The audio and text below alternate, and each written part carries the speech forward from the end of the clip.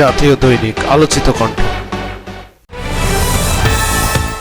সব মামলা প্রত্যাহার করে তারেক রহমানকে দ্রুত দেশে ফিরিয়ে আনতে হবে বললেন মির্জা ফখরুল। এনজিও মার্কা চেহারা দিয়ে রাষ্ট্র পরিচালনা সম্ভব নয় বললেন নুরুল হক নূর। বিভক্তি নয়, ঐক্যই হোক জাতি গড়ার হাতিয়ার বললেন ডাক্তার শফিকুর রহমান। ডেঙ্গুতে একদিনে 7 জনের মৃত্যু, হাসপাতালে ভর্তি 860। জনগণের সঙ্গে পুলিশের আর দূরত্ব থাকবে না বললেন আইজিপি।